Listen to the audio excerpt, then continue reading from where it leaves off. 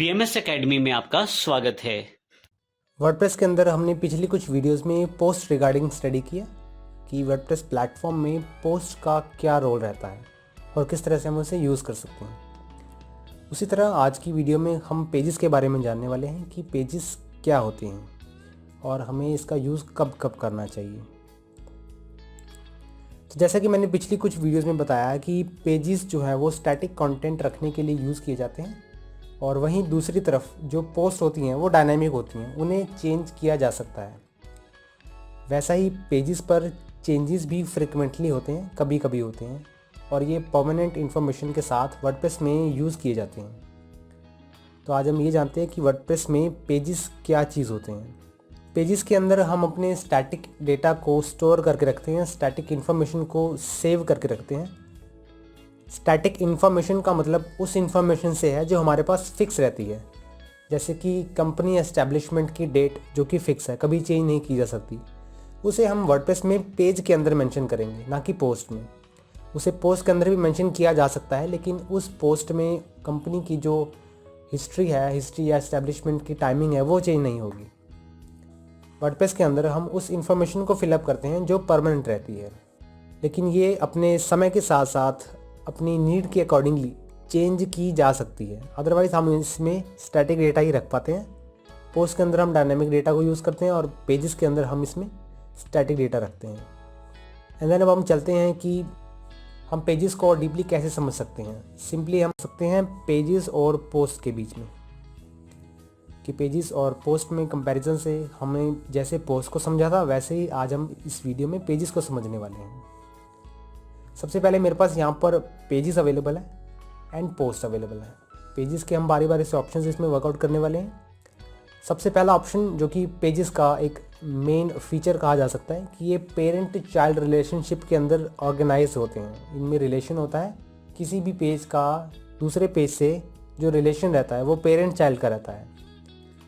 वहीं दूसरी जगह जो पोस्ट होती हैं वो कैटेगरीज और टैग्स में डिवाइड होती हैं, यानी कि एक पर्टिकुलर पोस्ट को बनाने के बाद हमें उसे ऑर्गेनाइज करने के लिए कैटेगरीज का यूज़ करना पड़ता है, टैग्स का यूज़ करना पड़ता है, ताकि सर्चिंग के समय हम उसे देख पाएँ। उसके बाद पेजेस में हम ये देखते हैं कि हमारे पास इसमें ऑथर नेम जो है वो हिडन रहता है।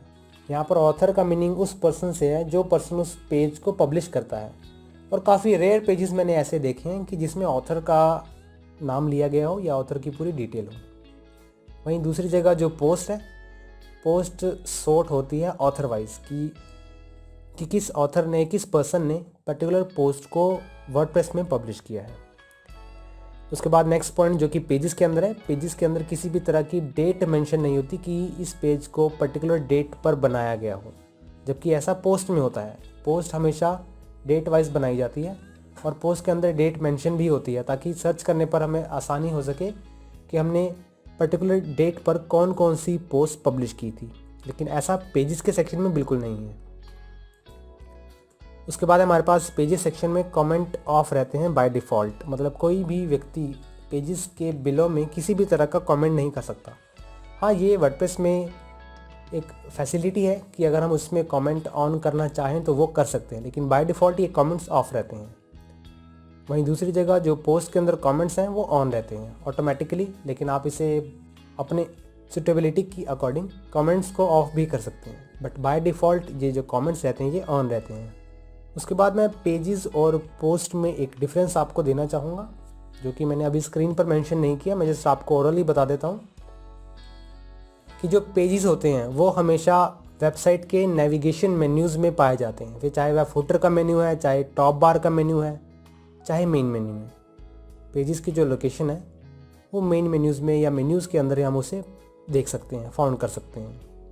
वहीं दूसरी जगह जो पोस्ट हैं, पोस्ट हमेशा पेजेस के अंदर इंडेक्स वाइज पाए जाते हैं। आप चाहें तो इसे विदाउट इंडेक्सिंग भी दे सकते हैं, लेकिन जो पोस्ट होते हैं वो पेजेस के अंदर पब्लिश किए जाते हैं।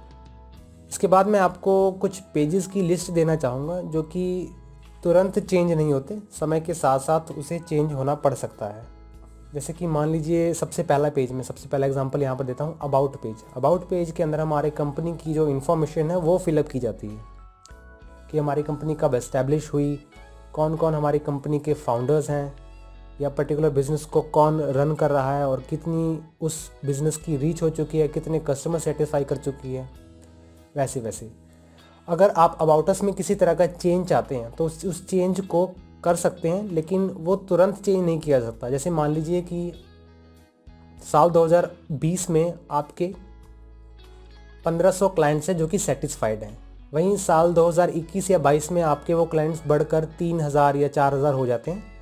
तो उस चेंज को आप 1 या 2 साल के बाद वेबसाइट पर उस पेज पर मेंशन कर सकते हैं। लेकिन पोस्ट अगर आप यूज़ करते हैं तो पोस्ट के लिए आपको इंस्टेंटली चेंज करना पड़ेगा पोस्ट, क्योंकि पोस्ट हमेशा नई पोस्ट बनती रहती हैं। उसके बाद न्यू से ओल्डर में पोस्ट सॉर्ट होती रहती हैं। जैसे कि कोई नई पोस्ट आई तो वो बॉटम में शो होनी शुरू होगी। तो इसी तरह से हम पेजेस में इंस्टेंटली चेंज नहीं कर सकते। इन्फॉर्मेशन बढ़ने पर अगर मैं पेजेस पे कुछ मेंशन करना चाहता हूँ तो वो कर सकता हूँ। सेकंड नंबर पर मेरे पास है कॉन्टैक्ट का पेज। कॉन्टैक्ट पेज में भी हम ज़्यादा कुछ चेंज नहीं करते, डे बाय डे इसमें चेंजेस नहीं चलते। इसमें सिर्फ वही चेंजेस चलते हैं जैसे कि अगर किसी ने कॉन्टैक्ट इन्फॉर्मेशन चेंज करवाने के बारे में बात की, या कोई नंबर अपडेट किया, कोई ईमेल अपडेट किया, कोई फ़ोटो या कोई ऐसी चीज़ जो कि कॉन्टैक्ट रिलेटेड है बिज़नेस के, इन पेजेस पर वो इन्फॉर्मेशन फिलअप होती है और इन पेजेस को फ्रिक्वेंटली चेंज नहीं किया जा सकता। थर्ड नंबर पर मेरे पास लीगल पेजेस है। लीगल पेजेस जैसे कि प्राइवेसी पॉलिसी पेज और टर्म्स एंड कंडीशन पेज, ये पेजेस उसके अंदर डिनोट किए जाते हैं। प्राइवेसी पॉलिसी पेज के अंदर हम उन इन्फॉर्मेशंस को फिलअप करते हैं जो कि हमारे बिज़नेस की पॉलिसीज़ रिगार्डिंग है। आप अपनी पॉलिसीज़ अपडेट करने पर उस पेज पर भी अपडेट कर सकते हैं, लेकिन डे बाय डे इस पेज पर भी किसी भी तरह का चेंज नहीं रहने वाला। और सेम ऐसा ही टर्म्स एंड कंडीशंस पेज के साथ है। इसमें आप इंस्टेंटली चेंज नहीं कर सकते। आपको उसमें चेंज करने के लिए आपकी पॉलिसीज़ अपडेट करनी पड़ेगी, आपकी कंडीशंस, लेकिन डे बाय डे जो चेंजेस रहने वाले हैं वो इनमें से किसी भी पेज पर नहीं रहने वाले। पर दूसरी तरफ पोस्ट पर आप डे बाय डे पोस्टिंग कर सकते हैं, डे बाय डे आप कोई नया पेज भी क्रिएट कर सकते हैं। तो ये चीज़ें इसमें इनबिल्ट हैं। तो ये मेरे पास लिस्ट है उन पेजेस की जिसमें फ्रीक्वेंटली चेंज नहीं किया जा सकता।